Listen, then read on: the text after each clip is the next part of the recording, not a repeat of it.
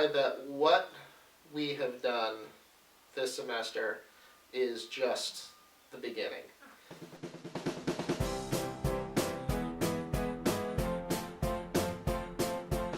Listen.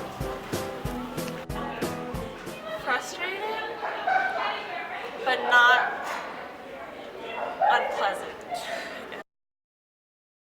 Serious and real. Inspiring. Real, very real. Heart-wrenching.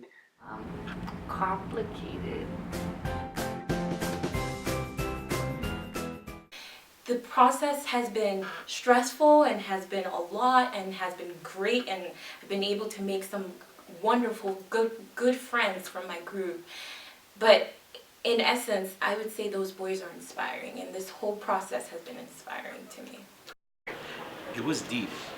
The connection was strong because we spent so much time with so many boys and young men, hearing their stories, hearing the things that they wish they had when they were younger, and then hearing from the younger kids the things they wish they had now. And I was a boy in Worcester, and some of these limitations, these stories, like I hear them and I'm just like, damn, that still hasn't changed, or damn, that's even worse than before. And I know how I felt, and I know how alone I felt. I can only, and some of these stories are even are harder. I think it was definitely difficult because it's talking about like boys' hope in Worcester, and I think a lot of controversy is like, oh, like some boys don't even have hope, or what does hope even mean, or what does hope look like for different boys that come from different backgrounds. I kind of like really wanted to make sure something really good came out of this, and that we're collecting like really great data that represented the boys' voices instead of just like representing what people were saying about boys in Worcester. I have felt very conflicted about like the work that gets done and what needs to get done and where I fit in all of it and where this class fits into it, and sort of feeling like, I don't know, it feels kind of chaotic. But another major theme was these larger systems of inequality that prevent young men from reaching this expectation that's been set for them by other people that don't necessarily live their realities. In terms of large-scale systemic inequity adversely affecting boys of color, and especially Latinos in Worcester. Our Latinos are doing the worst in every single category that you can name. So access to healthcare, suspension rates, education, access to employment, and so on. And that, of course, leads to the question of what's going on that is not functioning.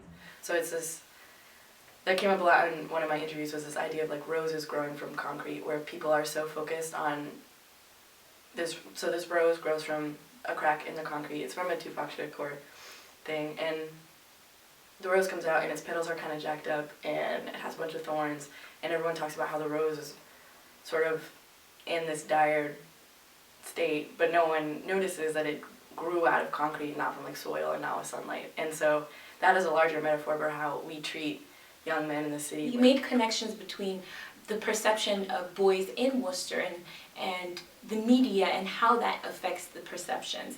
We were able to connect issues of where boys felt like they were perceived as thugs, so why not become a thug? Why not, since society's labeling me as that, from even just from articles that we had read and that we had done our media analysis, there were clear connections between those. Young boys in the city understand how the community perceives them, and that this negative perception then perpetuates their negative behaviors. And we also found that positive relationships are really important to boys having role models, support systems, and also just a sense of belonging.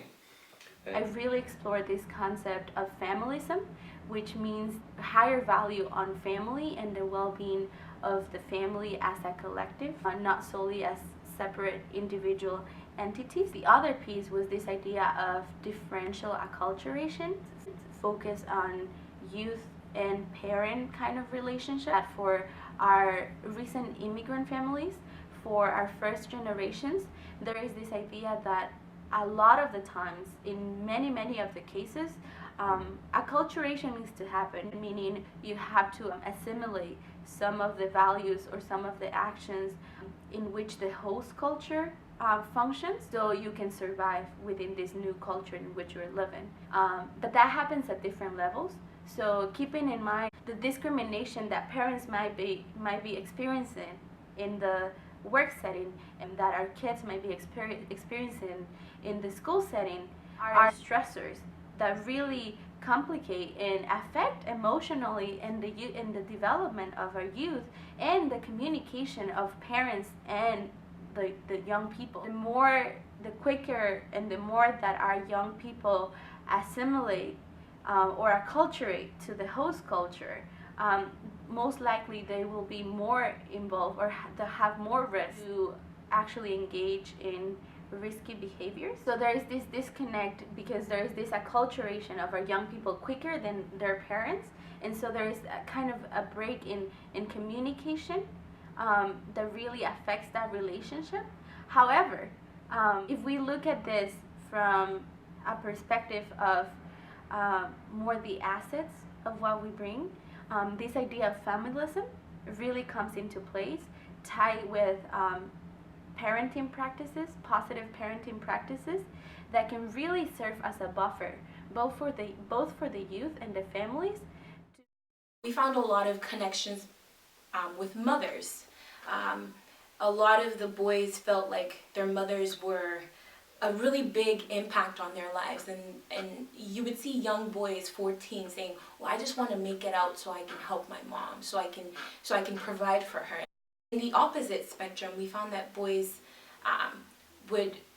found it natural that fathers weren't there. Our major findings were that, yeah, there's a lot of resources in the city, and we only scratch the surface, really. There's some that we definitely related to, like Snyder's Hope Theory, and saying, okay, this does pathways, this does agency, this does goal orientation.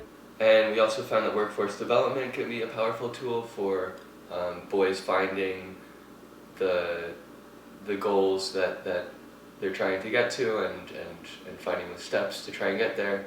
Yeah, there's resources and there are barriers to accessing those resources. We definitely saw that there was a lack of good programs that were specifically tailored to boys and specifically tailored to boys who were at risk, in that gap between being eligible for certain programs and then being eligible for things once they got out of prison. That sort of preventative area I think there was we identified a pretty strong gap there. It was there's those tangible barriers income requirements, age limits, policies about gang-involved youth, and location, and then there's also the intangible stuff of like with the boys group, is this a place I feel like I belong, and what about the cultural competency and relevance, and is institutional racism embedded in all these systems of service provision. Finally, we found that participatory decision making is an effective way to both get kids involved in planning of programs and results in more culturally relevant, directly relevant to the kids' programs.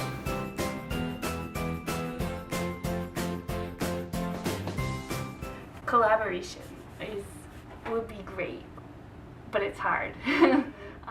Families, boys, service providers, schools, the whole community, and really being an advocate and in solidarity with boys and all youth in the city. I hope that this project becomes more collaborative with boys in the city. So I hope that young men are able to contribute what they would want to see happen, and that becomes a larger voice in the conversation than our needs assessment. And whatever it is, it's just something tangible so that people in the community, especially the young males, see that something's actually happening with the information that they gave us.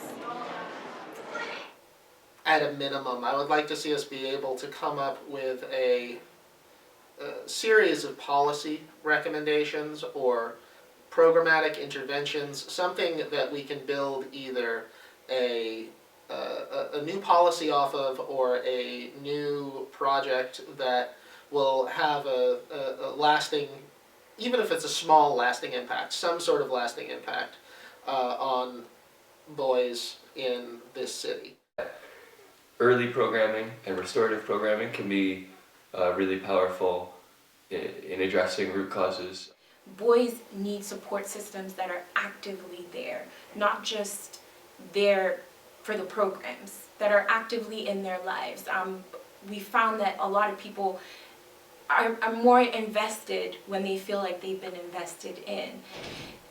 There's only so much programming can do. We have to change some of the systems that are causing boys to feel like they can't be in a certain place, or to feel like racism exists.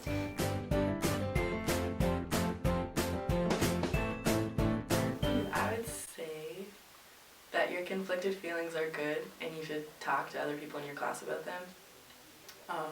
And that find a way to connect to this in a real way, on an emotional level, because it will make the work that you do meaningful.